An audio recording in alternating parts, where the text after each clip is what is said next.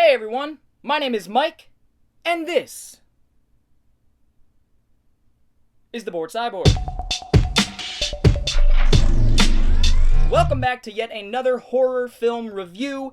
This time we're going back to 1973, quite a few years before I was born, and we're taking a look at Bill or William Herbert's Warlock Moon. Now, Warlock Moon. This film doesn't have any warlocks, and it doesn't have any shots of the moon, which for a horror film actually surprised me. Usually, I like noting the horror films that have a moonshot. Almost every single horror film in existence has a moonshot. I'd wager a guess and say 80 to 90% of horror films have a moonshot. Not this one, and moon is in the title, so figure that one out. Also, the original poster, which I'll put right here, has what looks to be a vampire bat thing on it. And spoilers, there are no vampires or bats in the film. So I don't know what was going on with the marketing for this movie, but it doesn't matter. Warlock Moon, which is also known as Bloody Spa, in fact, I think that's what it was going to be called, Bloody Spa, which makes a whole lot more sense because the film, for the most part, takes place at a spa resort. So that would have made a little bit more sense to call it Bloody Spa. It is more generic. Warlock Moon is definitely cooler sounding, even though it has absolutely nothing to do with the movie. Warlock Moon is my type of movie, folks. This movie from 1973 is a cannibalistic cult type of film that has this hazy, murky atmosphere to it, like so many of my favorite early 70s horror films have. Things like Let's Scare Jessica to Death, which is one of my favorites of all time. The Witch That Came from the Sea, which I like. Not a huge fan of that one. I do want to give it another whirl. I've never seen it on Blu-ray, it's now out on Blu-ray. So it has the same vibe, a similar vibe to those sorts of films. And if you watch films from the 70s, you can easily pick apart when, at what part in the decade films came out. The early to mid 70s have this really hazy and musty sort of look to them, things like Texas Chainsaw Massacre, and that leads me to some interesting facts about this movie before I delve into the specifics of it. This film came out a year before the Texas Chainsaw Massacre, which, set the world on fire. Everybody knows that film. Leatherface is an icon. This guy from Warlock Moon, unfortunately, is not, but they have a lot in common. Now, from what I understand, there's a commentary on this DVD with Joe Bob Briggs. If you don't know who Joe Bob Briggs is, please look him up. He was a horror host from the 90s who, unfortunately, I didn't grow up with, but I've kind of caught up to his work. He describes how when Texas Chainsaw Massacre was being made, this was also being made. Tobe Hooper caught wind of the fact that this film was getting made. He heard about the plot, and he got really nervous to release his film because the plots align in a lot of not so insignificant ways, which I will get into. So Tobe Hooper apparently rushed through his movie to get it released before this one, and the rest is history. Nobody remembers Warlock Moon. Everybody remembers Texas Chainsaw Massacre, and I wouldn't even say for good reason. I think Texas Chainsaw Massacre is a better film, but this is great in and of its own right, and it deserves to be rediscovered by horror fans, which is why I'm talking about it. Warlock Moon is a grindhouse, drive-in sort of movie at its finest. It pretty much exemplifies those two things, and it takes place in San Francisco and follows, like I said, a cannibalistic cult of sorts. So out in LA County and in that area in California in the late 60s and early 70s, there was a guy running around with a whole bunch of women named Charles Manson, and he would have them do his bidding. I'm sure you've never heard of Charles Manson before. Tell me in a sentence who you are.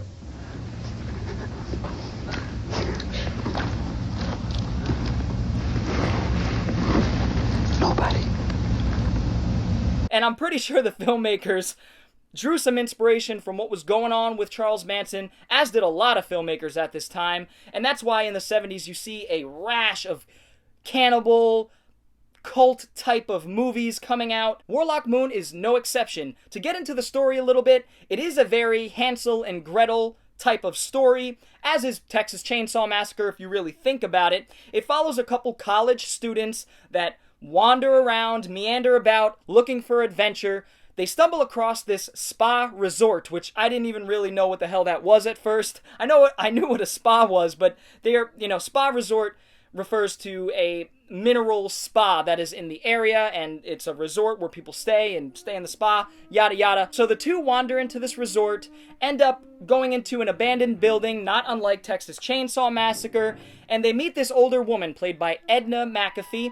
Her name is Miss Abercrombie or Mrs. Abercrombie, and right off the bat you know something's a little off with her. She's a little too nice, a little too overbearing, and that progresses as the story goes on. This film has a great pre-credits intro scene that again follows a young couple wandering through the dark of this home. They both have candles. The boy blows out his candle and then blows hers out and says to her, "I think you're going to be perfect," and runs away. And that line really crept me out. And this young girl is sort of, obviously she's scared. "You're not gonna scare me, Billy," or whatever his name was. And she's walking throughout the house, and it takes like 2 or 3 minutes. Finally, she sees this open doorway that just has an abyss of blackness. And all of a sudden, this axe-wielding maniac who looks like James Caan if he did calisthenics and sniffed glue jumps out of the doorway and swings this axe at her, and then it freeze frames on him and fades to the credit screen. Warlock Moon. It's a very slow burn type of a movie. Not much actually happens, but this film is thick in atmosphere. Like I said, it's got this hazy tone to it. The music is all these strings, these heavy strings that come in at the right moments to kind of lend to that atmosphere. There is some funky jazz at some points when there's moments of respite, but the film unfolds slowly. There are a couple twists and turns that I did see coming, but in 73, I don't know how obvious they would have been to an audience. So our two lead characters are played by Laurie Walters, who is from Eight is Enough, I guess. I didn't grow up with that show. I don't know much about it. I've heard about it, but apparently she was a lead role in that for a few years. And the male lead is Joe Spano, which was a name I actually recognized. Watching these obscure 70s movies, you always, when you see a name you recognize, you immediately have to figure out, what they went on to do. And this guy went on to be in a bunch of films. I think one of them is Armageddon. He was in a bunch of films, 20, 30 films or something like that. But he was also more so known for Hill Street Blues on TV. These two characters have great chemistry. I really dug the chemistry between the two. I thought they worked off of each other really well. Joe Spano's character is this sort of awkward, wacky, quirky kind of guy who's just sort of all over the place at points and cracking dumb jokes, things like that. Laurie Walters is more your final girl type of character. She's cute, she's innocent, and like I said, they really feed off of each other really well. There's a great scene that takes place in an empty pool, like an abandoned pool, and they're sort of walking around it, just, meandering about. Again, there's a lot of meandering. And all of a sudden, they break into this dramatic performance of, like an old monster movie, namely Frankenstein. It was pretty obvious it was Frankenstein, but Creature from the Black Lagoon, things like that. And Joe Spano's character is just way over the top. He's playing like 2-3 different characters, going back and forth between the doctor and the monster, and the guy who saves the day, the hero. And Laurie Walters' character is just like, and they're doing this dramatic performance in the pool that lasts what seems like 4 minutes, 3 or 4 minutes, and it ends with this really tense, uncomfortable scene where Joe Spano's character starts sort of taking it way too far. Laurie Walters' character is like, "All right, stop, you're scaring me," and he's just like, he keeps going and going, and Come on, Mark. Okay. What? For way too long. Again, any other film would have cut it so much earlier, but it just keeps going, and it really racked up the tension for me. I was like, this isn't stopping. Is the record skipping here? What's going on? I want to bring up Let's Scare Jessica to Death again, and particularly Zora Lambert's performance in that. She's the lead role in that, the lead girl, and she is fantastic. Such a nuanced performance that some people have argued wasn't even really acting. It's so organic, so natural, and so uncanny. And in this, Laurie Walters, she has a very similar performance in this movie. Not quite as good as Zora Lambert's. I think Zora Lambert's is one of the more underrated horror performances ever. Laurie Walters does a really, really good job at conveying the disorientation and the confusion in her mind, because all these weird things are going on around her. Nobody else really believes her. Nobody else is seeing these things, that sort of thing. And she does such a good job with placing... I felt like I was in her shoes, and I was really impressed with her performance, albeit it's not the greatest performance in the world, but what it does right, it does really well. And the old woman character, Miss Abercrombie, she is more of your archetypal sort of kooky old lady. She seems out of place juxtaposed against the other two performances, because the other two performances are very organic and natural. Hers is more forced. It's more like she's acting, but it actually adds to the strangeness of the film, where she's doing this very stage-like performance and the other two are just sort of caught up in the moment and acting very naturally. So it worked for me. It really lends to the overall surreal nature of the movie. And I want to mention the other cult member guy who's got a huge beard, long hair. Well, he looks kind of like me if I was blonde, and he also looks like this guy from the Super Nintendo game Phalanx, like a young version of that guy. So I made that correlation. Bah, what's that for? As you can see, there are a lot of comparisons that could be made between this and Texas Chainsaw Massacre. Young couple wandering about, they wander into an abandoned building, they encounter strange things going on, they encounter a dysfunctional family, cannibalism, a madman with a sharp weapon. Both of these movies were being made at the same time, so I doubt that the directors had any sort of communication, especially back in '73, so it just adds to the mystery that sort of enshrouds this movie. I also want to talk about the ending to this film, because it really bemused me.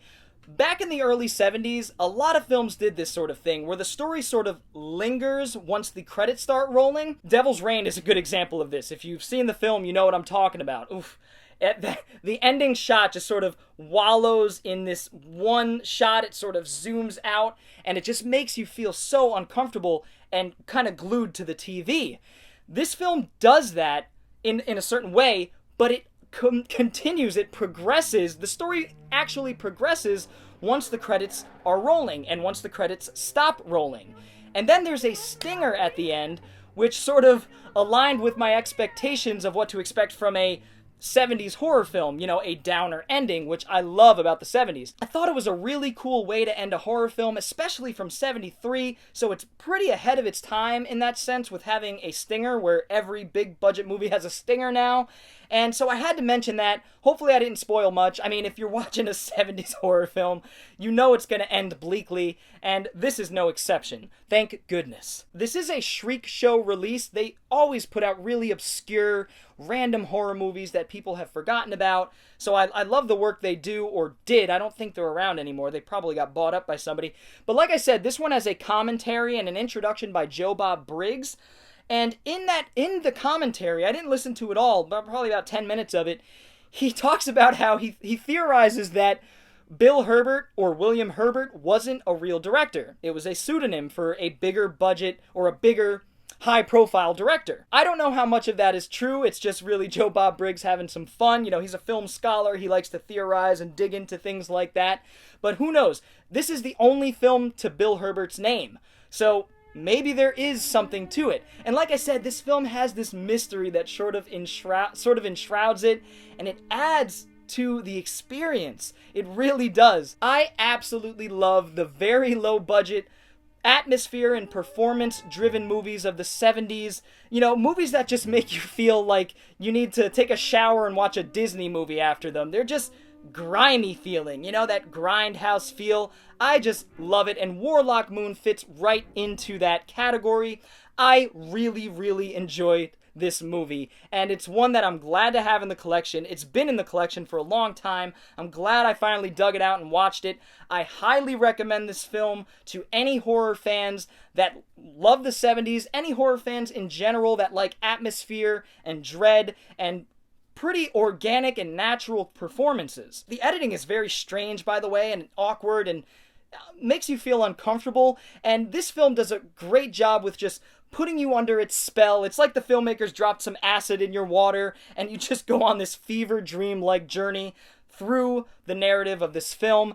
And it's not for everyone, but if you like 70s movies that are all about atmosphere, don't have much money put into them, I think this one is going to be for you. So definitely check out Warlock Moon from 1973. This is a film that deserves being rediscovered by horror fans, especially all of us here on YouTube in the community. I have never seen anybody talk about this movie, so check it out. If I've sold you on it, hopefully I've sold you on it. That is Warlock Moon. I just want to thank you guys for checking out my review of the obscure, atmospheric, early 70s film, Warlock Moon. I hope you enjoyed it. I hope you guys seek out this film because it really is sort of an underrated gem in the horror genre, so check it out. If you enjoyed this review, feel free to hit the thumbs up button, and if you're new to the channel and want to see more videos like it, go ahead and hit the subscribe button and the little bell for notifications. Anyways, guys, I will see you all next time. Bored Cyborg, out. Warlock, I'm a warlock. I'm a warlock in the moon. It's a moon and a warlock.